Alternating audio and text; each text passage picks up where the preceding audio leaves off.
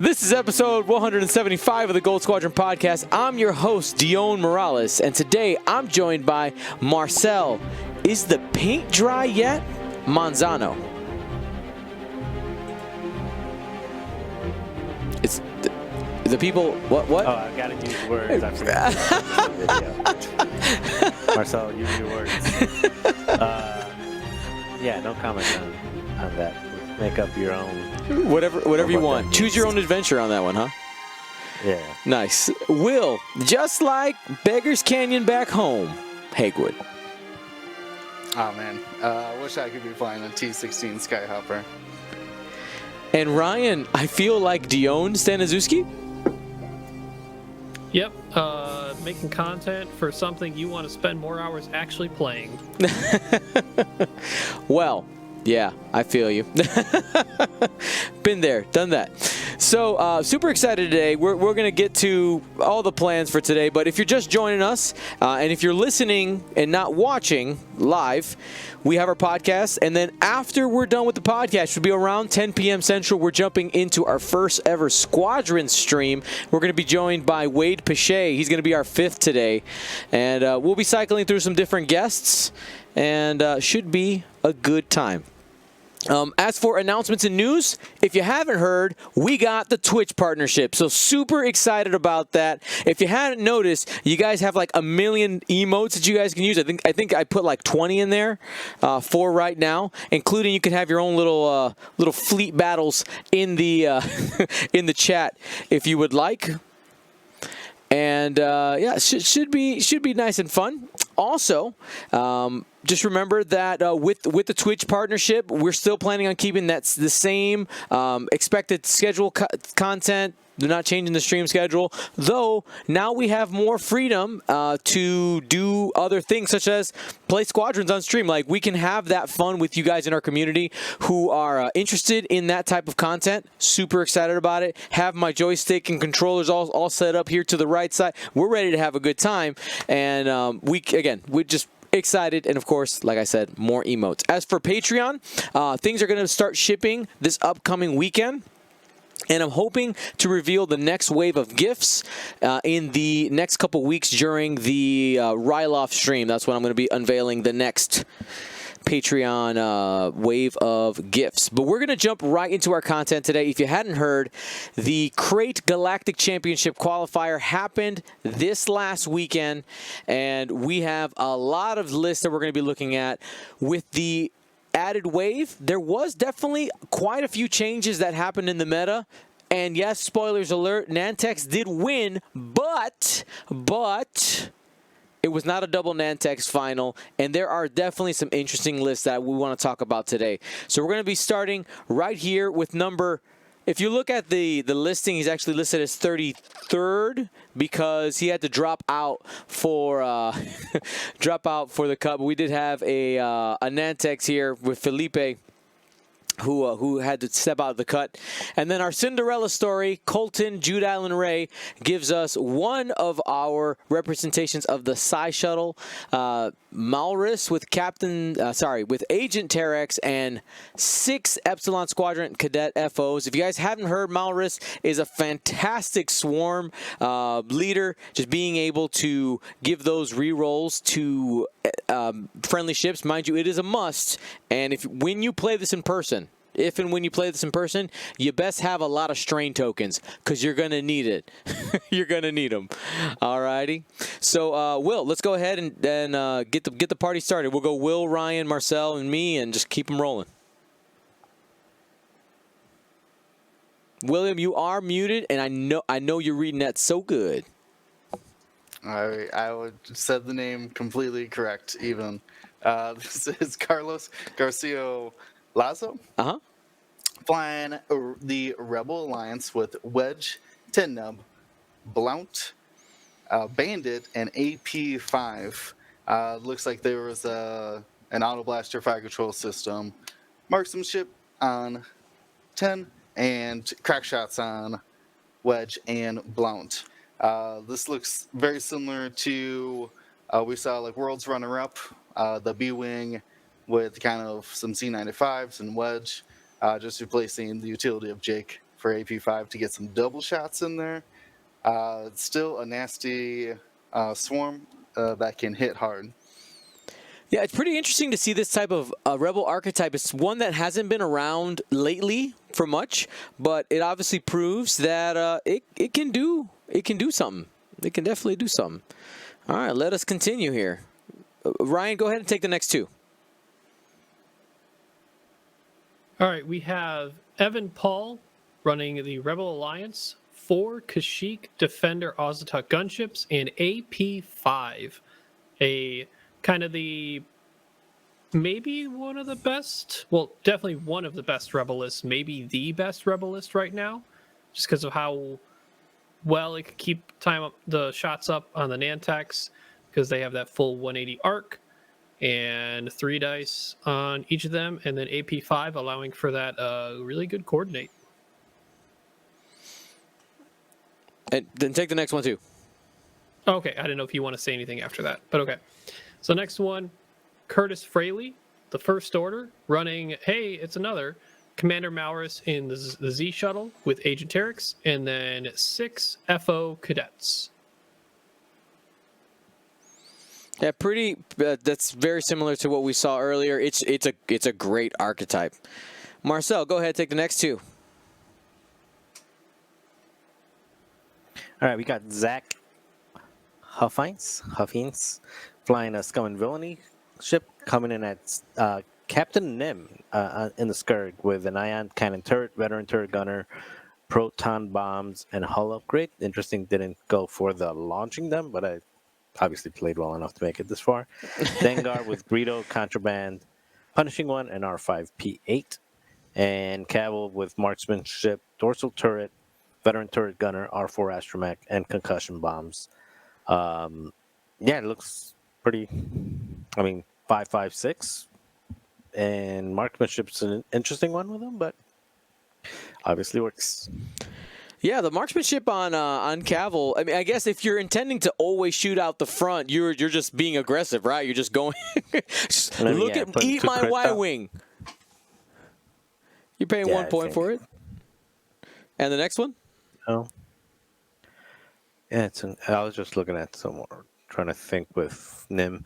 And then the next one is Jonathan Giran, flying Scum again with 191 points. Big bid.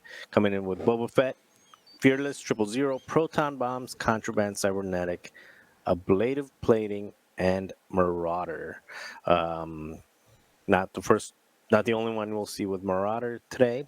And then also Captain Nim with Ion, Skilled Bombardier, Proton Bombs, Concussion Bombs, Ablative Plating, Havoc, Trajectory Simulator, and Genius. And I think we're seeing a pattern here, an anti-bug proton bomb, concussion bomb pattern here with these two. Yeah, this fulfills an archetype similar to what we're going to talk about later when we get to one of the top 4 lists. It's this thick Boba Fett plus another ship that can do a lot of damage and leave Boba Fett there to be able to clean up. I can imagine that these proton bombs and concussion bombs would have done a lot of work if you played against one of these, a Nantex swarm. And but you're gonna lose Nim for sure. Like, that's gonna happen because he's gonna need to be in the thick of it in order to be the most effective. You just got to make sure you take out enough in the meantime. Yeah, and that's why I thought it was an interesting call to go Veteran Turret Gunner instead of Trajectory Simulator on the other one. But again, if it worked, it worked. That's right. So John Witherspoon using the tried and true Nantex Swarm at 195. This one has crack shots for all of them. 3 of them have marksmanship. Powell Morawski has one of the first next appearances of the First Order. We have Hollow with Proud Tradition and Deuterium Power Cells. Guys, Deuterium Power Cells, that's the regen, like half tech, half modification card, I believe. What are the conditions for actually regenning? It does 2 things, doesn't it? Yeah, it does 2 things. Yeah. So I fly it a lot. I like it on Latin Reg. During the system phase, you can choose to take a weapons disable to regenerate a shield. You can also, when you get a token that is not a target lock, an orange or a red token, you can opt to take a stress by spending a charge. So basically, you can regen and then get rid of your weapons disabled token that same turn just by taking a stress. So you can regen and only end up with a stress instead of a weapons disabled. And it also works real well if you're flying against an ion. If you get ionized, you can swap out that ion and turn it into a stress instead. All right, yeah. And then in that list as well, we have 2 Upsilon class shuttles.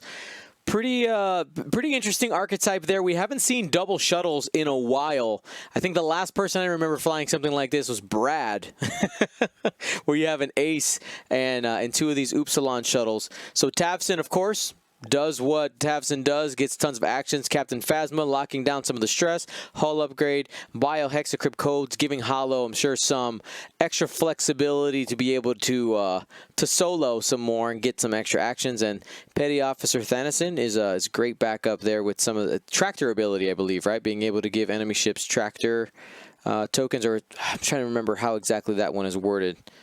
Thason. Yeah, it's range 1, I think, and if they get a stress, you can change it to a tractor or something like that, a range 1 in arc. Yep, during the activation phase or engagement phase after enemy ship at range 0 to 2 gains a stress token, you may spend one charge, and if you do, that ship gains 1 tractor token. All right, so just trying to get into big damage, and obviously those Upsilons are heavy hitters. Ryan Fleming brings a pretty interesting scum list, and Carson Ray some resistance here. Will, go ahead and break down those 2. All right, let's start with Ryan Fleming. He has some M3A interceptors.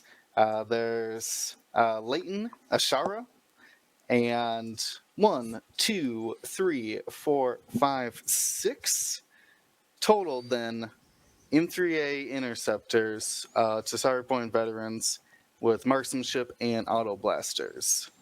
So really leaning into getting those outmaneuver crits to land hits on those aces, and just using the surprisingly, M3As have really turned around lately. Maybe they were underrated before, maybe we're utilizing them. You don't normally see the Tasari Point veterans, though, so it's an interesting choice to take the marksmanship to get those bullseyes, guaranteeing the crits on the auto blaster. Yeah, I mean, really quickly, with the M3As, so a couple things happened, right? So the points came down just a little bit, and the cannons, this auto blaster especially, got placed at a point value where it's usable. It's usable. So now the M38s actually have a role, and they're this cannon carrier. We've seen them bringing tractor beams, ion cannons, or auto blasters if you're going full offense. And it's really interesting to see these ships that most of us, when it came to competitive play, wouldn't even have thought twice to build a list with. Continue. Go ahead. The auto blasters do remind me of like the Nantex bullseye, to where, man, if you got all 4 of these auto blaster bullseyes, range 1, even marksmanship crits, it could be just as deadly. No crack shot though, so also no turret. But did pretty well with it, obviously. Oh yeah. And then next one. Who's up next? Carson Ray. I'm reading out. Oh yeah, Carson Ray. You said always a fan of the Resistance, taking Ray with Corsella, Rose, Finn, Contraband, Hull, and Ray's Millennium Falcon. Corsella's the dual blue, clear your stress, all your stress. Got ZZ with Heroic Advanced Optics, and Lulo Lumpar with Lone Wolf and Heroic. Interesting to see Lulu out there, Lulo. But I guess people really do not like Tally. She does struggle to put out some offense sometimes. Yeah. And scared of spending that focus. But I guess ZZ doesn't care. He only got 2 agility. Yeah, ZZ is the defensive tank, right, of the A-Wings, and Lulo is the puncher. And honestly, I think this is the only instance of Lulo in the entire tournament out of 265 lists that we have here. We have a ton of A-Wings, but that's the only Lulo there. And I wonder if we picked Carson's brain, if it's mostly because it might be an archetype that he's used to. For most of second edition, I've seen him fly a lot of Lulo plus another big ship and some other type of support. So this has been like he was flying Poe for a while with a couple of A-Wings, and now Rey. And let's take a second to talk about Rey. She is the top resistance pilot out of all of them. That has, in terms of performance, absolutely fantastic, just really good at punching hard and coming in a lot of different variations as well. This one, the Corcella version with all the toys being able to acquire the Tiger Locks with Rose, Finn adding the extra blank to just give you more modifications. I mean, it's just absolutely fantastic. Additionally, I have been asked before, Dion, why do you do these shows where you guys just read down these lists? I think it's important for a couple of reasons, and I wanted to take a break here. It's important to realize that while the Nantex did win the event, there are a lot of players who brought a lot of different lists who did well. Like we're in the top cut of a really big event, and you guys can see the amount of variety already that we've been able to go through.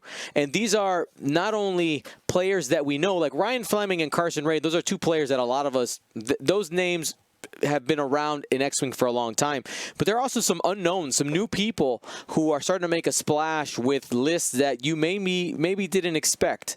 So we'll keep going here. Alrighty. So go ahead, Ryan, with the next 2: Michael Turner and Brendan Osman Damon. Excuse me.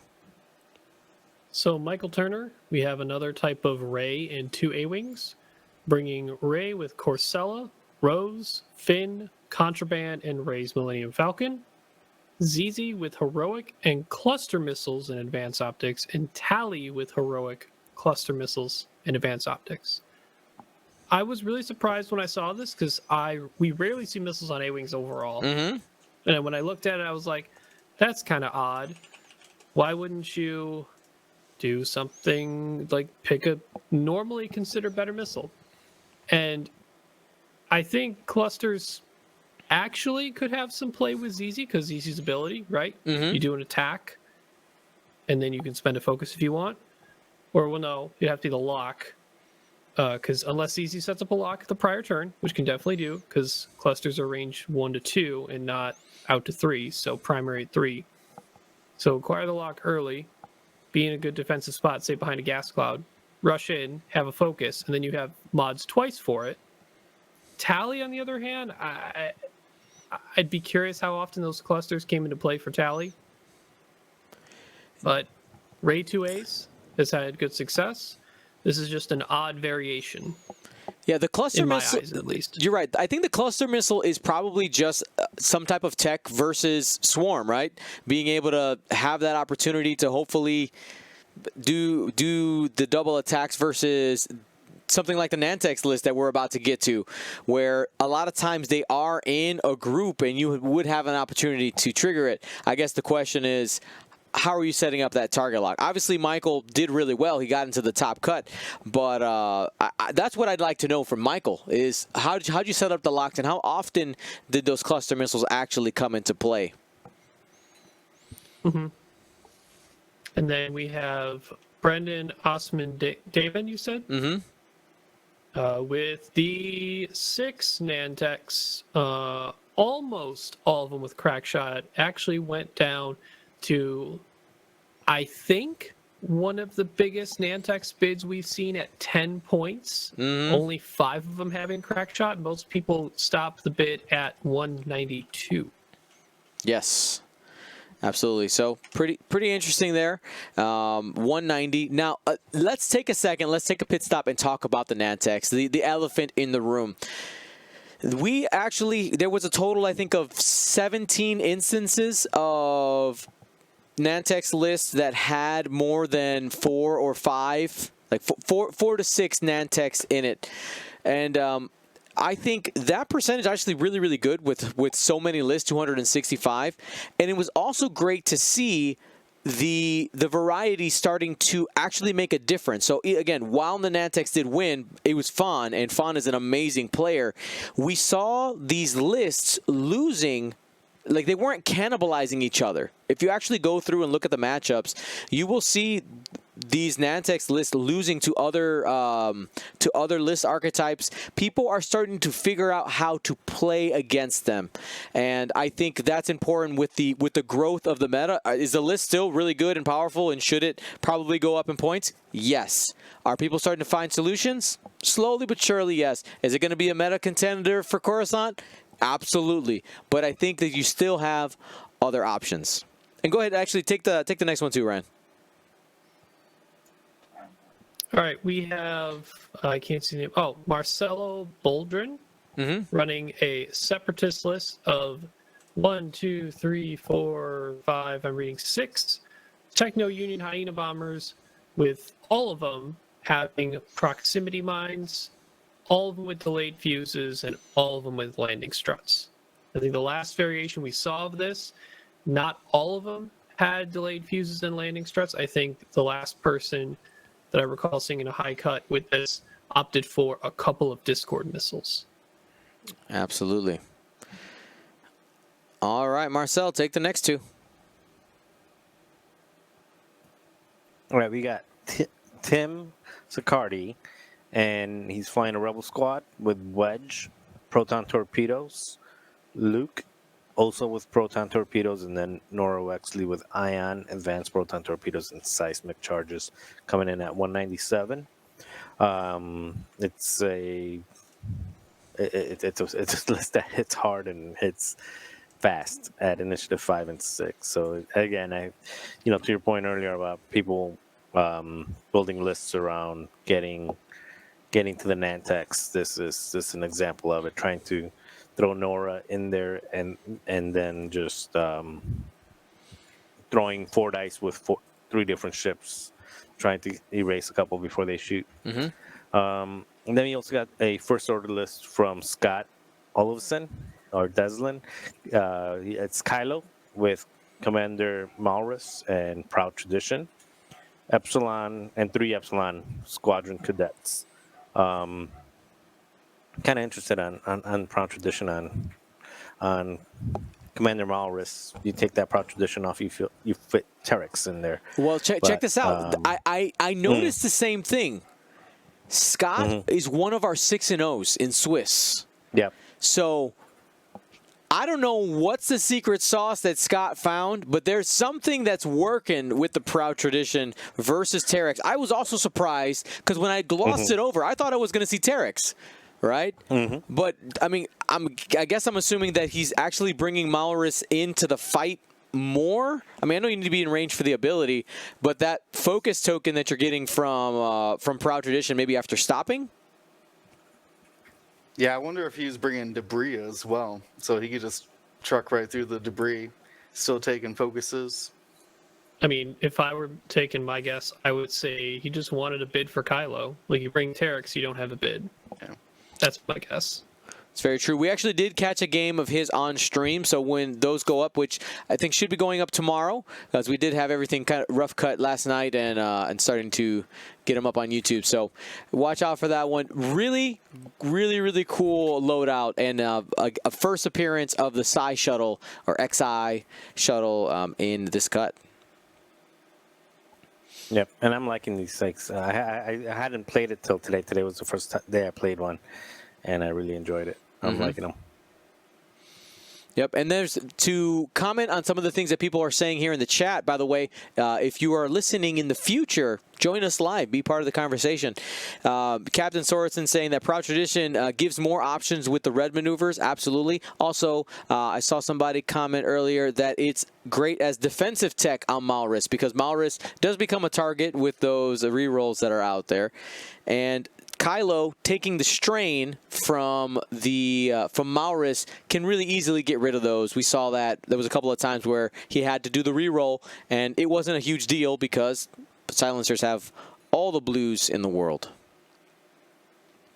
Next two here, we got Yelte de Boer. I think he was a finalist in Worlds in a number, I'm forgetting. Worlds finalist, Yelte de Boer, bringing 2018. 2018, I believe you. Bringing Ray, again, one of the biggest hammers that the Resistance has, and not 2, but 3. Was able to fit 3 A-Wings in there by completely stripping out Ray. She has just Ray's Millennium Falcon title, giving her the flexibility to do those boosts, the sloops and the rotates when stressed, and bringing the necessary equipment that you bring on the A-Wings with heroic and advanced optics. That's ZZ, Tally, and Greer. Played really, really well. The one game that we did have him on stream, he did lose, but it actually was versus a very strange list. I'll call it strange, which is right above us, which we're on your screen right there. And this is Joshua Kuntz, who also brought Ray with all the toys and paired it with Vinny. If you said in your mind, who is Vinny? That's a Star Fortress. What's a Star Fortress? That's a ship, a large base ship that the Resistance has that practically nobody's played, and we have seen its first appearance in a top cut in one of these Galactic Championship qualifiers. Vinny's ability says that when Vinny's being attacked by an enemy ship who's in a friendly ship's turret arc, including its own, can add a focus result to that defense. That can make it really tanky, especially if you're rolling results. And this Vinny has Trajectory Simulator, Pattern Analyzer, Perceptive Copilot, Veteran Turret Gunner, Page Tico, Proton Bombs, Seismic Chargers, and a shield upgrade. It is a 99-point Star Fortress. And this thing, we got it on stream a couple times. It refused to die. Refused to die. That Perceptive Copilot Vinny combo, that alone was absolutely amazing to see it do work versus a couple of different list archetypes. Rise of the Star Fortress, what do you guys think? You guys in Star Fortress meta? Yeah? You guys look convinced. Let's continue. Hey, listen. Joshua made it all the way to the top. Was it top 8? I'm looking at my list right now. I do love the combination of Veteran Turret Gunner and Page Tico, where you can shoot and then rotate and then shoot again. Yep. Man. Yeah, so good. He made it to the top 16. Top 16 of a 265 person tournament. Real good. Real good. I want to go back and look through his matches. We don't have the time to do that right now, but I want to see what he played against because, wow, absolutely amazing. Next two, go ahead, take it, Will. All right, this is Michael. Oh man, you're gonna have to help me with this one. What? No, you suffer. That's you. Sknodit. Sounds exactly correct. Anyways, running Galactic. This is with an Omicron pilot. That's the Lambda class generic with Sloan. And we have 1, 2, 3, 4 academies, 1 Wampa, and an Alpha Interceptor as well. So a variation on the Sloan 6, where you just bring a Sloan carrier and 6 ships with it. This one's sneaking in some 3 attack dice ships with that Alpha and Wampa. Yeah, a TIE Fighter swarm. Yeah, I mean, is this a Sloan list or is it a TIE Fighters list? It's a Sloan list. I mean, like I said, I kind of group all these into like Sloan plus 6 things to die. Yep. But I mean, you pick the ones you want to fly and get it done. We've seen with the Reapers. This one has the Lambda. Flavor to these taste. are all I1s as well. Mm-hmm. Interesting. You got some blocking potential there. Pretty interesting. Like when I saw the Wampa in there, I was like, hopefully it did some work, and you got the Interceptor. I do like the fact that he has some combined arms, right? So you have, what is that, 5 TIE Fighters, 1 Interceptor. Get a little bit of flavor in there.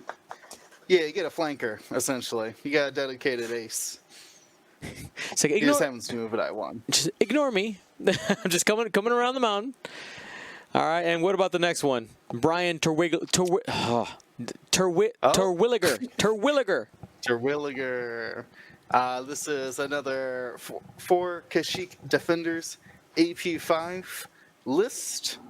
They've been popular. Man, what a couple points to get that 5th ship in the Kashyyyk Defender list has really changed the game. They really love that AP5. It's being able to stop, fly through debris, barrel roll, do all the things they need to keep those big ol' arcs on target. I think that this is one of those lists, and I think maybe we've said this before, but call it the flying carpets, right? I think the flying carpets would be the list that everybody would be triggered on right now if the Nantex didn't exist. I think it would be one of the big bads out there that people would be upset about. It's a lot of health. 180-degree arcs times 4. It's pretty good. It's pretty good. All right, Ryan, take the next 2. All right, we have Kyle Borgullet.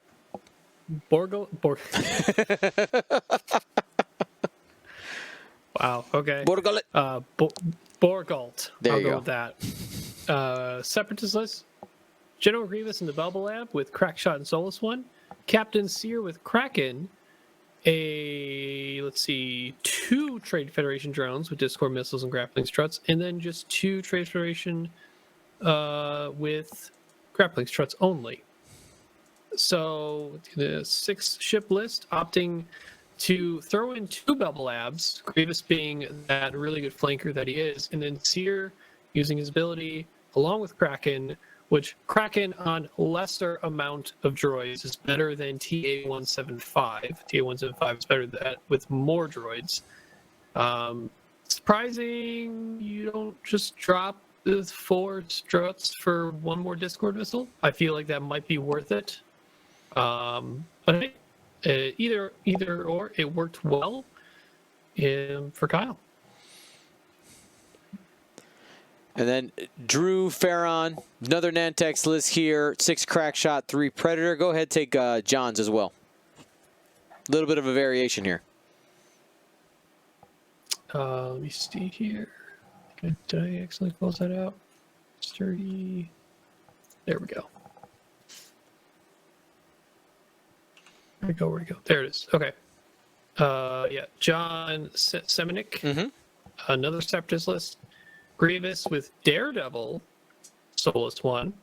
Chairtech, 2 I-4 Nantex, and then DGS 047 in the HMP with cluster missiles, Kalani, and repulsor stabilizers. So we're seeing the first iteration of a HMP, I believe, in the top cut, let alone Kalani at the same time, used to help those Nantex getting their rerolls on offense, because they normally don't have any. So no Predator and no Crackshot, but we have Kalani to help that out. And DGS 047 is probably the best HMP gunship to utilize cluster missiles because of its innate ability that after an attack, if an enemy ship is in your front arc, which they were, if you shot the cluster missiles, you acquire lock. And if they were in your bullseye, they get a strain. So the second shot with cluster missiles could be even more dangerous. Curious on the Daredevil call on Grievous, though. I feel like that should just be Crackshot. Probably just how someone flies, but if you treat it like Von Reg a little bit, where you can do more straight or bank maneuvers and then decide later if you want to commit back in, you do that hard boost with Daredevil, or you can just play it safe and move your way around further away until you want to really rush in for the kill. Yeah, so this is the best performance of an HMP gunship in the event, I believe. Top 16. We might actually, I think there's one other one that we're going to run into. Well, one of the top finishes for an HMP gunship in that list. Marcel, go ahead, take the next couple.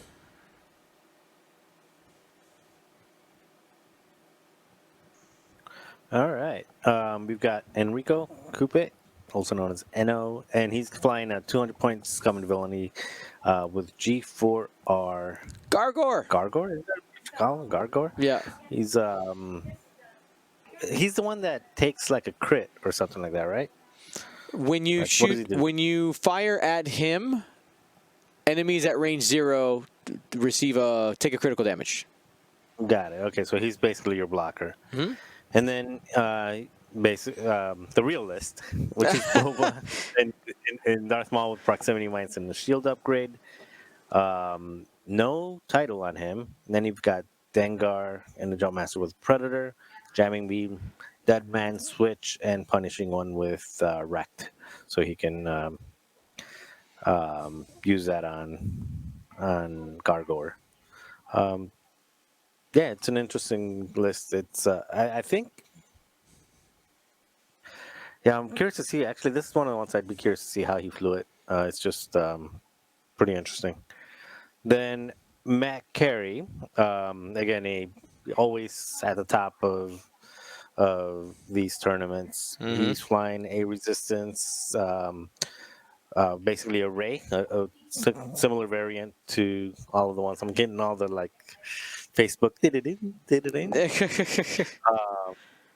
anyway. So it's Ray, ZZ, and Tally, and this is probably the missiles that you see more often on these Mhm. with heroic proton rockets and advanced optics. So this heroic advanced optics and Procket Tally is 2 points cheaper than the one that than the Lulo that Carson was flying, and it's probably going to stay around longer as well. But again, Carson's got if he knows how to use them, he knows how to use them. Just solid. I mean, Yeah. pretty straightforward and solid list. And you're seeing, I think, just if I want to throw something else on there. Yep. I know that there's an initiative, like a bidding war at I4 because of the bugs. Real big bidding war at I5. I think it's been like that for a long time, but you're either going full 200 or you got to go a deep bid because all these I5s trying to beat the bugs also have to beat each other out, and it becomes a big deal. Yeah, man. It's definitely. And also, another Ray. Starting to see a pattern here. It's not the last one, by the way. So looking at some of the next couple, we have Don Walker bringing a Rebel list. Jan Ors, a Hawk, 290, making it into the cut here. Jan is the one that gives that additional attack die by taking a stress with Moldy Crow. Hera Syndulla with Intimidation, Zeb, Saw Gerrera, and Wedge. We did see Don play on stream. He had an unfortunate set of circumstances where Hera went down real fast. It basically was Jan versus the world. But you could see the idea here is just pop some things real hard in the face with the VCX. You can get it even an additional die, 6 dice attack, the max in the game that it allows, and Wedge just this is essentially an alpha strike list. Is the way I look at it. It's just trying to delete things before it gets to shoot at initiative 5. Then Ian Becker bringing our first appearance here of Warthog in the top 32 with Warthog with Clone Commander Cody, an ARC 170, the 104th Battalion pilot, and 4 Gold Squadron troopers. I like this loadout. I know some people are using just Torrents, but having the ARC 170 in there gives some really nice flexibility. We got to see Ian on the stream, and having the combined arms, a little bit of different ships available, having that extra 4 dice attack in there, that's not a 3 dice attack, something you can punch a little harder through things that have more agility dice. Really great combo. And if you're not familiar with Warthog, it essentially says my ships cannot be initiative killed, is essentially its ability. Really strong, and this is an archetype that we're going to continue to see. The Warthog swarm will be around for a long time, a real long time. All right, Will, take the next couple. All right. This is Lucas. I know him, but I do not know how to say his last name. The Z's always mess with me. Ponchensi. I'll take it. I'll take it on me. It's my fault. Right. Lukash P. Anyways, this is a Rebel list. It's got Han Solo with a trick shot, R2, Kanan Jarrus, Hull and Shield. Whew. Sick. With A in the Millennium Falcon. Whew. That's 115-point Han Solo. And he's backed up by Leia in the YT 1300 as well. So a double pancake list. It's been a while since we've seen that. This Han's got all the tricks. Healing, white maneuvers for clearing stress, and so much health between that whole shield upgrade and R2-D2. Mm-hmm.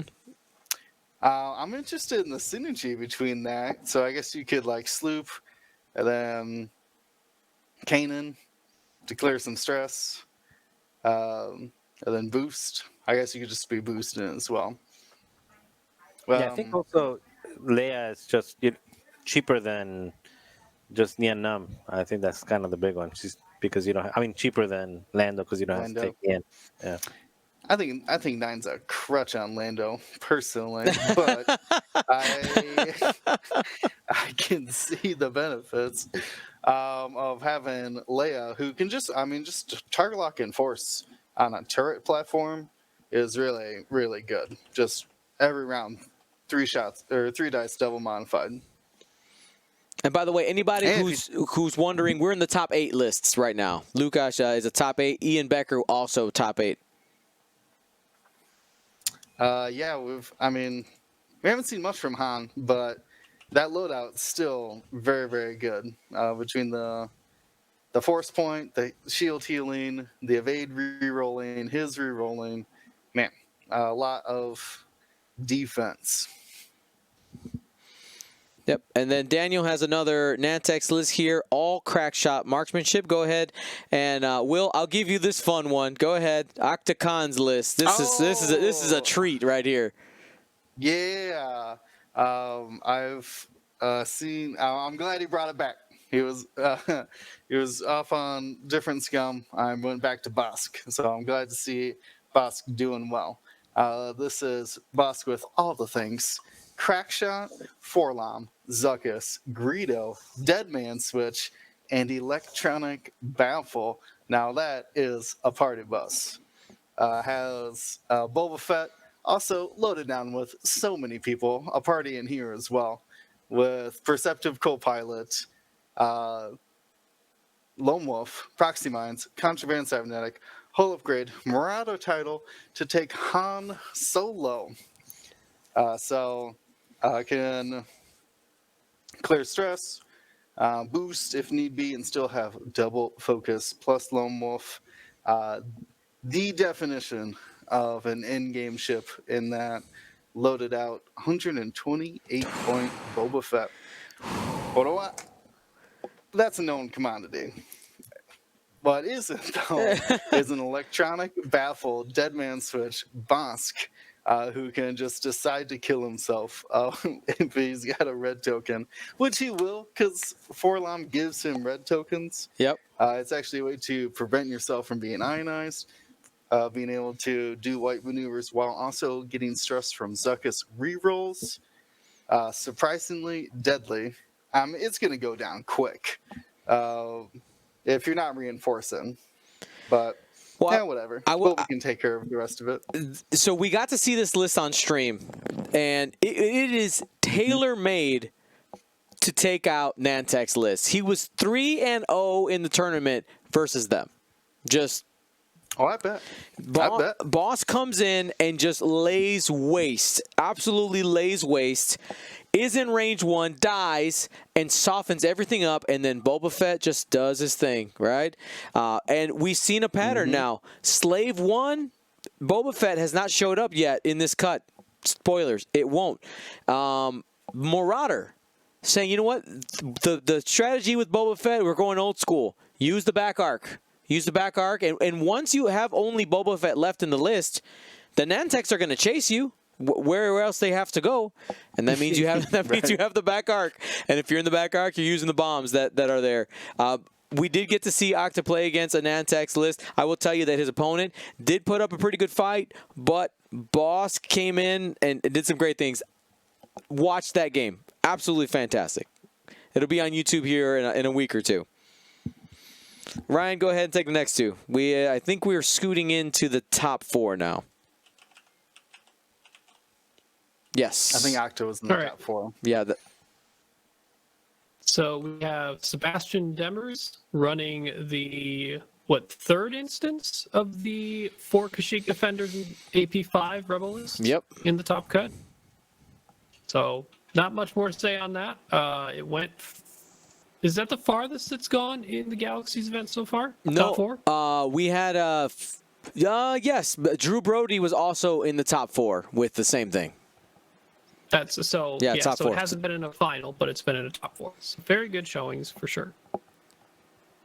And then we have Kenneth Leone, who made it to the final using First Order, Hollow with Proud Tradition, and 3 Saner Jameis Engineer silencers.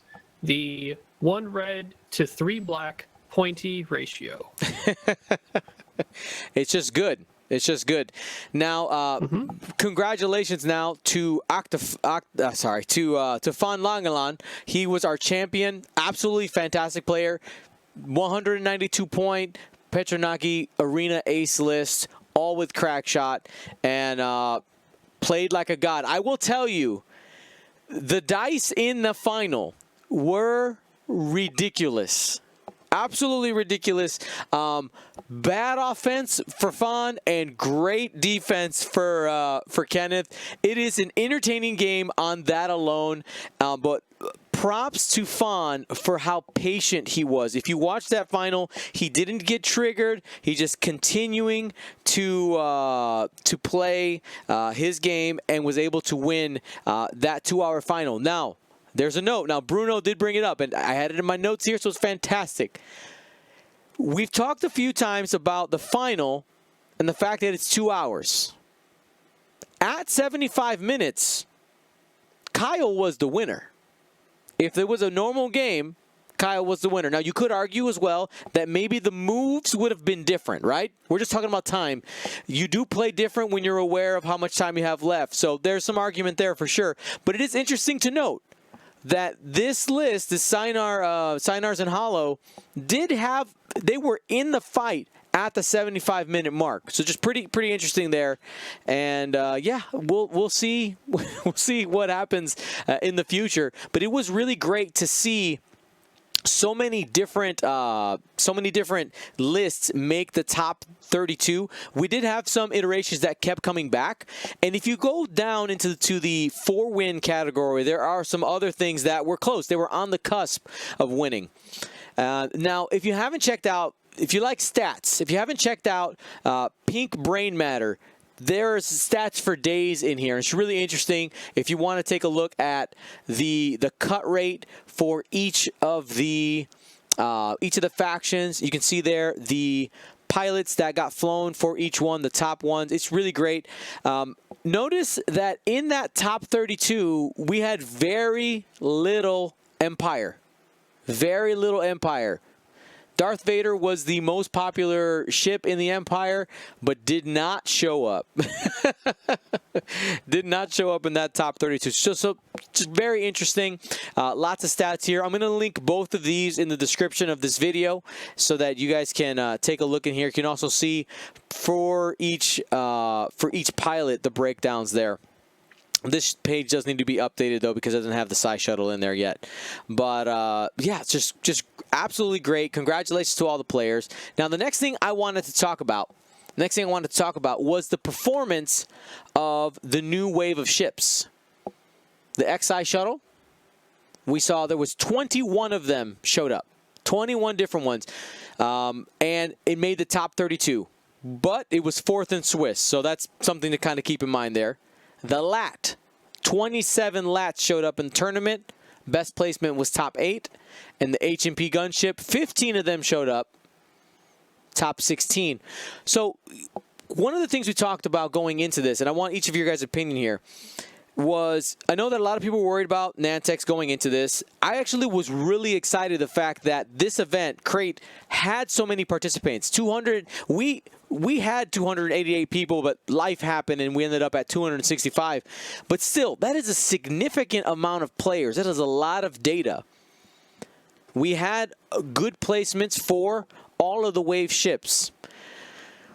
Do you think that the amount of diversity, and there is a lot of list diversity in this. It's on List Fortress already. Go take a look. There's a lot of different lists, a lot of different pilots in there. Do you think the list diversity was mostly because of new toys, like just the excitement of new toys? Or are these new toys actually going to make a lasting difference rolling into Ryloth, Mustafar, which, by the way, remember, Mustafar is hyperspace, and then Coruscant? What do we think? Marcel, I'll let you start. Sure. So I think the answer is yes on the number of ships. I don't think you'll see, even if you had another 260-something, I don't think you'll see 30-something, 20-something, 15 again. Mm-hmm. I mean, it just goes down to, can they beat the bugs? Not without getting really favorable circumstances. Whether that's the Nantex player making a mistake or just getting some really favorable dice. Like you said, in the final, everything was stacked against Fawn, luck-wise, but he still won. So I think the answer is, I don't think you'll see the same type because they just can't compete at the same level. However, I think the Scythe Shuttle plus the LAT really have. I think that they're going to continue to do well. I think they're going to make cuts. I don't know how far in the cuts they'll make, but specifically the Warthog with kind of like what Ian Becker had, like the Warthog with five other ships. Yep. Or the Scythe Shuttle with. I think the Scythe Shuttle probably has a little bit more flexibility on how you can fly the Scythe Shuttle. Like, I think you can do the Scythe Shuttle as a support. Like, I flew it earlier today with Major Von Reg and Quick Draw, and the Scythe Shuttle was just sitting there throwing out. Basically, it was serving the Upsilon's role at a much cheaper price than the Upsilon. So I think the Scythe Shuttle's probably got a little bit more variety because you can use it as a swarm, and you can also use it as a traditional support for your Kylo or whatever your aces are. So I guess what I'm saying is you're still going to see them make the cut. People are still going to fly them because I think they're enjoyable, and I think other people do as well.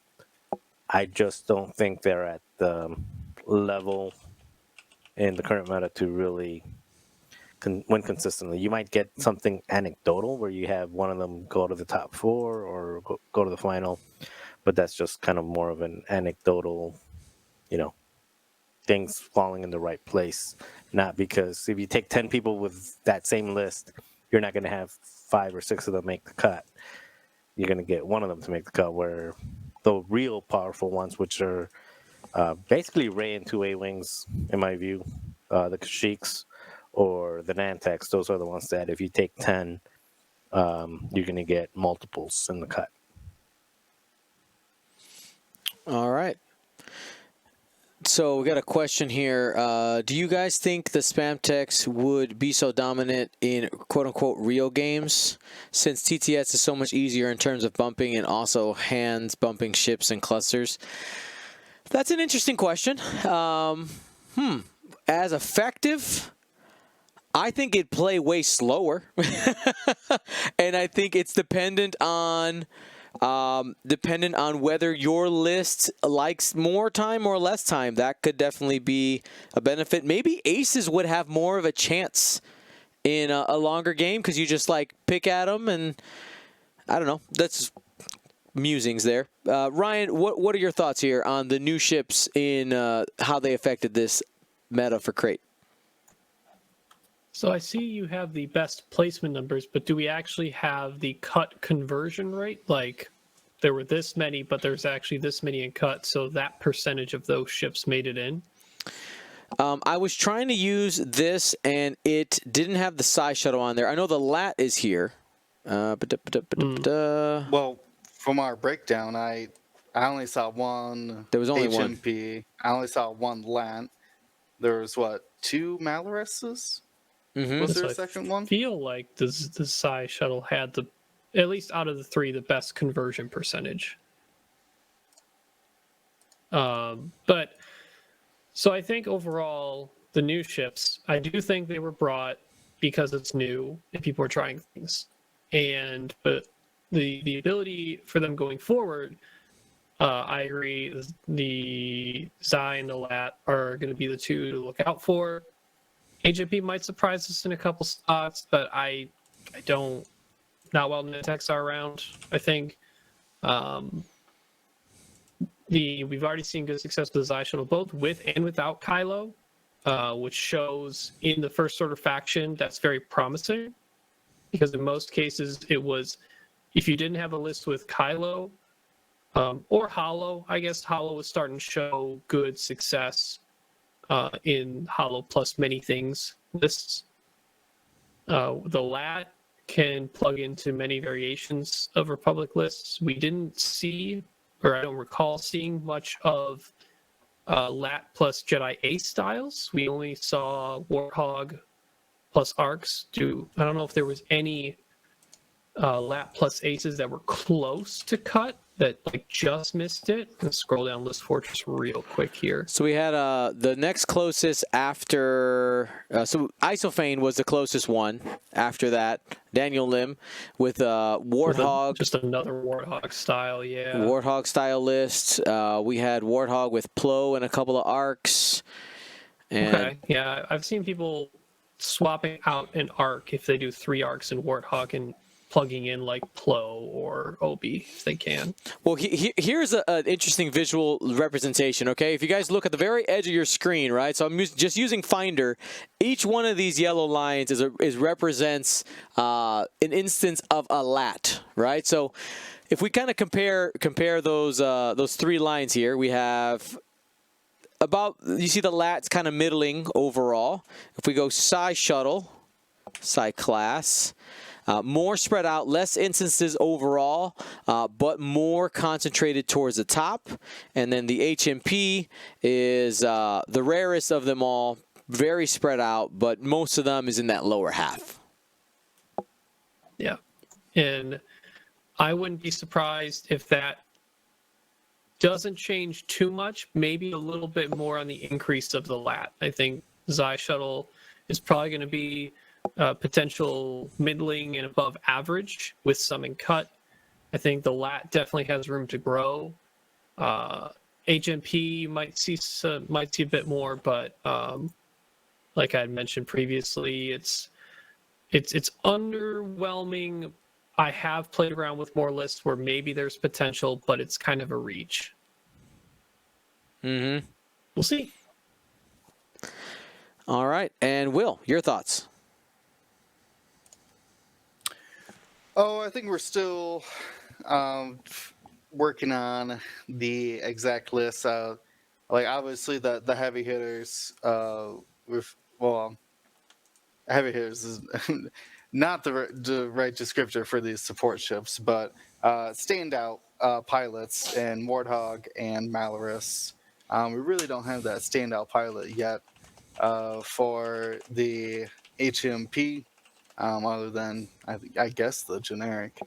So as time goes on, they'll be more and more refined in the list, and I think that they're still new, right? And a lot of even though there was a lot of early adopters, I still think a lot of people have that mindset that, just play. If I want to do good, let's just play what I know, and let's not go experiment. And kind of stuck to their old ways for the time being. But I think with those types of players who want to get those practice reps in and really want to refine the squad, they'll have their time to do it. While everybody else is kind of chasing the Nantex. Does that make sense? So it's kind of 2 real thoughts processes on what are you trying to actually get out of the new ships. I don't think everybody's exactly looking for that Nantex counter, but because you do have to beat all the other things still. You do. So excited to see how they continue to develop, what other things people come up with, and now I'm gonna address the elephant in the room again. Okay, I have to say it again. I know, and I have seen the tags for people. Dion, just ban the Nantex. Listen, I have stated that I do not plan on changing the rules of engagement for this tournament. This tournament will be a commentary on this current meta and how things are. Okay? If the Nantex win the whole thing, we have the evidence out there. It is, but I don't think it's fair to the players to change it on them because that wasn't part of the plan for when they entered it. That's that. But never fear. After we're done with Galaxies, we have something coming up that we talked about it already. The Flight Club Season 1. Nantex will not be a problem in that. I can guarantee it. Okay? Promise. I promise. I'll be able to clear everybody who wants the bug spray. You're going to get plenty of bug spray because people might be able to bring them for a couple of them, but you won't play against 6 of them. Promise, okay? Not altering the deal. So that's that. Let's jump into lists of the week. We got 3 of them that we're going to cover here. By the way, stick with us. If you're watching live, we're going to be playing Squadrons after this in about 20 minutes. Super excited. It's the first time I'm actually playing with people that I know. And we'll get to talk about how good or bad we are. And that'll be after the show. By the way, and it won't be on our podcast recording. This is just for funsies. This is just for live. That's it. And if anything really cool happens, Ryan can have the footage. So let's go ahead and break this down. Jonathan Guerin sent us a list here. Psych J7. Let's go ahead and let's plop this over here. Brought an Imperial list and says, during Crait, I've discovered the power. By the way, this is one of our top cut players. During Crait, I've discovered the power of concussion bombs. For its cost and also its drawback. Wanted to build a list that pushed its usefulness while keeping the bomber safe from its own effect, as ablative plating does not work. Thoughts on improving this list? Here we go. So Death Rain has Trajectory Simulator, Concussion Missiles, Skilled Bombardier, Ion Bombs, Concussion Bombs, for 65 total points. Red Line with Proton Torpedoes, Concussion Missiles, and Angled Deflectors. And then Lieutenant Sai in the Land the Shuttle with Moff Jerjerrod and SC-321. Anybody who doesn't know what Moff Jerjerrod does, it says during the system phase you may spend 2 charges. And if you do, choose the 1 bank or 1 forward template, and each friendly ship may perform a red boost action using that template. Take it away, Will. Ryan's doing this one, I hope. Oh, Ryan, sorry, Ryan in big red. Big red. I was just looking at your beautiful face, and I said your name. I'm sorry. Ryan, take the wheel. All right. So there's a couple weird overlaps in upgrades that I don't think are necessary at first. So let's just kind of get those out of the way real quick. We don't need proton torpedoes and concussion missiles on red line. That's unnecessary. Let's just dump concussion missiles on red line. We only need proton torpedoes. And while we're at it, sure, I guess red line can reinforce and then acquire a lock, or via Lieutenant Sai's ability, Lieutenant Sai could coordinate or reinforce to red line, who can then acquire a lock, and then Sai can also reinforce with that, and then red line can actually move into his ability. It's a lot of stuff. Let's just keep it simple. Red line is always better with advanced sensors. So drop angle deflectors and put on advanced sensors. Agreed. Now, then we get into the issue of Moff Jerjerrod conflicting with the red line having advanced sensors and Death Rain's ability. Because Moff Jerjerrod is during system phase at I3 for Sai, and then Death Rain, who wants to drop a bomb and then do an action that won't be able to combine. So Moff Jerjerrod forcing a stressful boost doesn't really go well with that. I think I'm actually going to completely drop Psy. I think I have a better third ship that's not going to put all the weight of the world on these Punishers. So then we're going to optimize Death Rain just a bit here. We're going to get rid of concussion missiles and skilled bombardier. We're going to swap ion bombs for seismic charges. Seismic charges with Death Rain, trajectory sim. It's too effective. That zone area of bombing is very big to throw out a seismic into potentially multiply affecting obstacles and then choose the one you want to go off. From there, I've been kind of talking about this in the past. I think it is worth looking into. We're going to throw diamond boron missiles as the missile of choice. You have 2 open slots, and there's a lot of multi-ship with same agilities going around right now. So we're going to throw that on there. Death Rain becomes a maximum zone of don't go here for multiple ships because you have the trajectory simulator and you have the diamond boron missile for more splashing damage. 65 points left. Who's our favorite Imperial Ace of Legend? Soontir Fel. Soontir Fel. We're going to keep them pretty light, actually. We're going to just go crackshot targeting computer. And we have 6 points. You can either keep that bid, but I do like throwing delayed fuses on Death Rain. So that way we have an I6 Ace who has good offensive potential, not a ton of points invested into him. He can late game if he's left alone. Redline, who's going to draw, Redline and Death Rain both are going to draw a lot of aggro. Redline can play a little more AC because he has advanced sensors and choose his engagement betters, while Death Rain zones people out. Fantastic. So we have Death Rain, Trajectory, Diamond Boron, Concussion, Bombs, Seismic Charges, Delayed Fuses, 62 points. Redline, Advanced Sensors, Proton Torpedo, 74 points. And Soontir, Crackshot, Targeting Computer for a total of 195. Jonathan, let us know how that goes. All right, next list is going to be, this one is for Will. This one's another Imperial list. Well, this one, a different, completely different thing here. This is from Zardian, and it says, another week, another Tarkin list. I'm going to keep trying until I see him make cut! Exclamation point. So the only request for this list is that Tarkin stays. Period. I've played against 4 Proton Alphas and it was solid, but suffered a bit from only ever having single modded torps. So here we have repeated double modded shots for 3 of them. So we have Colonel Jendon with Director Krennic and and Grand Moff Tarkin.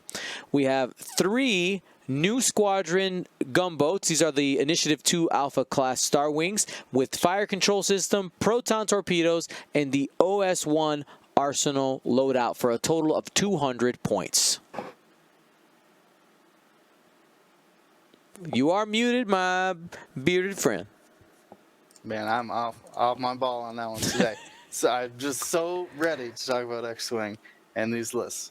So I like the idea of it. It has, as it described, double modifications, a lot of dice in those proton torpedoes, but I'm not seeing a lot of follow-up. Plus, you're moving in I2, you don't have K-turns. I'm not excited about any of those Alpha class Star Wings after the initial engagement, right? Mm-hmm.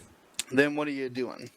So this is actually not the Tarkin part, but Colonel Jendon and Director Krennic is a favorite ship of mine. So I do have a list that I think pairs well with it. And you know what? Honestly, when I do play it, I have struggled to maintain the amount of locks after those initial Jendon locks. So we're going to drop all those news. New. Yeah, like I said, they provide good firepower, but they're the lack of tools that they have. Plus, now you have 4 ships who can't K-turn at all. We need some mixed arms up in here. So, start with the Grand Inquisitor, because he's going to be our Director Krennic person. What is it called? Optimized prototype. Likes taking evades, so more often than not has a leftover focus token sitting there, or focus result sitting there that he's not using. This pairs really well with someone else who really likes locks, and that is Merrick Stell. We're going to put Fire Control System on him because he just needs it sometimes. Merrick Stell, after the Grand has shot, hopefully stripped off some shields with Director Krennic, maybe some juiced up attack dice, Merrick can follow through with that lock he already got, so he gets to double mod it. And then we're going to follow up with another I5. What? That's going to be Tomex Bren. Do you know what Tomex Bren is? That's a bomber. That is a bomber. He's one of the cheapest I5s you can get. And look at all that value. 35 points. He's 35 points. His pilot ability is basically blank because we're not going to utilize it. So. Are you just I would run. Tomax be like, are you just using me for my initiative? Yeah, of course. Well, I'm 1 point. I'm 1 point shy of his crack shot. Like, the point is that he can shoot before Merrick Stell to get those shields off of there. Normally, I would put on some like plasma torpedoes, but we don't have that many points. So you know me, I also am a fan of the Diamond Boron missiles. If you got 2 missile slots, they're as good as concussion missiles, if not better. So we're going to put those on there. See, I only have the 1 point. So you put the crack shot to utilize Tomex Bren's ability. We're overcosted. And even with Moff Tarkin out there, I'm not going to drop that fire control system on Merrick Stell. He needs it too much. That guy loves target locks. So, fortunately, we got to drop off that crack shot. So it leaves Tomex Bren with Diamond Boron, Merrick Stell with Fire Control System, Grand Inquisitor, Jendin with Director Krennic, and Grand Moff Tarkin. These guys are going to love locks, and they're a little bit more than the just jousting people. You got a couple mid-tier aces. I guess Tomex is just a jouster, but yeah, I think it could do well. All right, so we have Colonel Jendin with Director Krennic, Moff Tarkin, Grand Inquisitor with no upgrades, Merrick Steel with no upgrades, and Tomax Bren. All right. And last but not least, we have Monty, who submitted the following Republic list. It has the 212th LAT gunship, that's the generic, with 7 fleet gunner, and 3 Jedi Knights with battle meditation and calibrated laser targeting. Marcel's going to take this one, and the preface is our local game store is hosting an event, and the rules say that you can have no limited pilots, no unique pilots, no unique upgrades or crew, no heroes allowed. What you gonna do, Marcel? Change. I'm gonna 2 things. One is change what I had originally changed because I didn't hear that caveat then about not no unique pilots.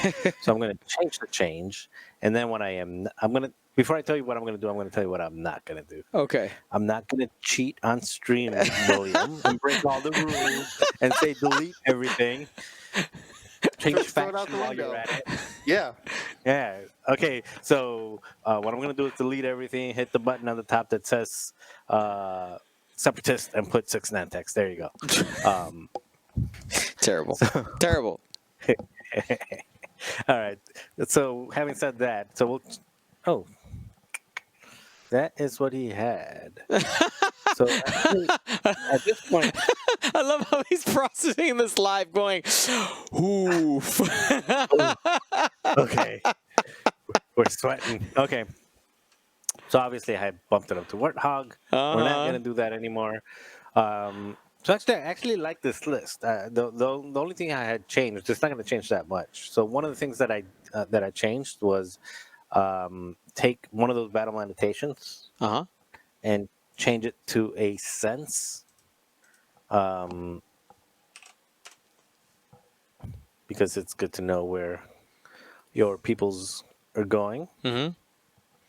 And then on top of that, it gives us 10 points. So now that we know where people are going, originally I had Warthog with informant, and then one with sense, so I can look at 2 ship styles. But since this is all generics, looking at ship styles is less important. Even though with I3 you're going to run into a lot of I4s. So let's see. We got 10 points. I'm sorry. Hold on. I gotta say something. I really hope nobody brings Nantex to this person's event because they fill the rules. No, but not only that. I mean, you've got initiative 4. The Fangs are initiative 4. Yeah. So they might bring in the I4 Fangs. They might bring the I4 Interceptors, Phantoms. I mean, there's plenty of I4 stuff that might. Defenders. There's plenty of I4 stuff that'll make you cry. At this point, I'm just going to throw a little force on there because everything else is not really very helpful. So let's throw some. Let's do Plo Koon because you can't. 212 become. He's a hero. You can't have him. He's a hero. Nothing unique. Is there any way we could squeeze in another Jedi? Can we get another one in there if we just dumped all the battle meditations? No, because then it breaks what you actually want to do. I mean, you're at 216, but no. We're going to make this work. So we got the battle meditation. All right, so where are we at? I'm just going to look at your screen here. Okay. So we are at 190. You got 10 points after swapping 1 to sense. All right, so what we are going to do is we're going to take that sense one. And he's going to be our sacrificial lamb. Let's throw. Actually, that's also good. Lord, everything is unique. All right, so let's throw some R4Ps on there. All right, those are 2 points each. And call it a day. And we'll do it. Yeah, what are we at? 196. 196 now. Yeah, that sounds fun. Let's leave it at that. All right, there you go. So I know Monty. My dreams with that last sentence. Monty, I know that isn't a big change, but essentially we're just swapping out one of those battle meditation for sense and add the R4Ps. I think if I had my hands on this, I might have seen if I could squeeze in another ship by taking out the upgrades and just don't worry about the battle meditation. Ship, you can take maybe an arc. Lat. No, you take the lat down to a Y-wing with a turret. So just Y-wing turret and a 7th Fleet gunner, and that'll get you the other ship that you need. I mean, if that's what you're looking for. And Torso, and then you put 7th Fleet gunner, and then you get rid of all the force upgrades, all the astromechs. You can keep 2 of them. You can keep 2 of them. There you go. So that's another option. You replace those R-Force with 1 battle meditation, then battle meditation is better than the R-Force. Okay, there you go. There you go. That's the only list. There you go. That's mine. Don't fix it. All right. So a couple of options there, Monty. I see you are in the chat. Hopefully you enjoyed that. Now, we are starting to run up against the clock here, but I do want to hit some of these questions of the week because I find them pretty interesting. Tesleon X stated the following. I found this really, really funny. So he says, have you guys ever been told that your group is quite similar to the Big Bang Theory? I was really confused by this because I've watched maybe 4 or 5 episodes in syndication, as it's been randomly on, chuckle. But so I'm going to go ahead and read this out. It says, we have you, Dion, playing Leonard, a nice, kind of polite, shy guy who wears glasses, by the way, and married to a beautiful girl who plays along with his nerdy habits. Then there's Howard, the suave, kind of cocky guy, Marcel, whose cute wife can put him down with a look. There's also a tall, slender guy, Sheldon, I'm not savvy. I'm not sure what that word means. Maybe savvy, with the I know it all, played by Ryan, and the exotic guy, more quiet and reserved guy, who is in fact really smart but doesn't brag about it. Will. I guess my most confusing part is Ryan's not a Sheldon. I think that is the one that does not fit. Ryan's not a Sheldon. They paint picture whatever their perspective is. Ryan's like, I'll own it. Sure, why not? Let's have fun. All right, so Marcel, I know you got to play this weekend a little bit. What were your thoughts on the event? Your experience? How did things go? I always enjoy these events, and I actually had a good time. I ended up only playing 5 games. I was 3-1, and then towards the 5th game, I mean, I didn't throw it. I tried to win, but I tried to win using, one. You shouldn't joust the jousting list, and I jousted Ian's list. That was the one with the lat. Oh my goodness! And I jousted it with Obi-Wan. Like I threw Obi-Wan and Plo Koon. I was flying Obi, Plo Koon, Hound, and Goji, and I literally went 5 straight at him twice. But the reason I did that was that was the 5th game, and all 5 games I played Swarms. I also played Brian Teleweir, who also made the cut, with the 4 Kashyyyks and AP5. I actually beat him on that one. I think I was, but super tough. And then I played 5 A-Wings because of concussion bombs and ions. And then I, just played a bunch of Swarms and like my brain was tired. And then when I saw another 6-ship list, I was like, okay, I'm done. But the event itself was really good. It was really nice to see, like I saw my Goji and 2 other Gojis. So it was nice to see like people bringing some variety. I really liked Ian's list. I know I jousted it, but he probably would have beat me anyway. Just really like that, what he was doing with bringing the Arc in there as another big gun. So I think overall it was really nice, and I actually had more fun. Not that I didn't have fun playing, but I actually had a really good time. Like seeing, I saw the 6th match, and then I saw the cut. I was having a little bit more watching the stream because I think you and Nick or whoever does the matchups were doing a really good job of putting some really interesting games. So for me, I actually, even though I played, I enjoyed the games, but I was in a so-so mood to play that day. I think I enjoyed more like watching the stream and just kind of like seeing the matchups that were coming up, because there was a lot of good creative lists. And that game that you had with Octocon against the Bugs, I think it's always nice to see the Bugs get crushed, but to see Boss do it, I don't know, that was special. Oh yeah. It was fantastic. So hopefully if you were able to watch live, you had a great time. I know I did. I'm looking forward to Ryloth. That's happening in a couple weeks. If you're looking to play, there are still spots left. That is happening during the Warsaw, Poland time zone, and you can get your tickets at goldsquadronpodcast.com and click on the Galaxies link. And by the way, the week after that, so 3 weeks from this moment in time, is the Mustafar Hyperspace event happening in the Dallas, Texas time zone. Should be a good time. Hyperspace, defend the fort, as you all like to say. We'll see if you guys can defend the fort. That's the question. So thank you for listening, everybody. I had a fantastic time. I'm looking forward to doing some more stuff after our streaming and recording here. So if you're watching live, don't go anywhere. But for those of you listening to the podcast or watching it later, this is Gold Squadron out.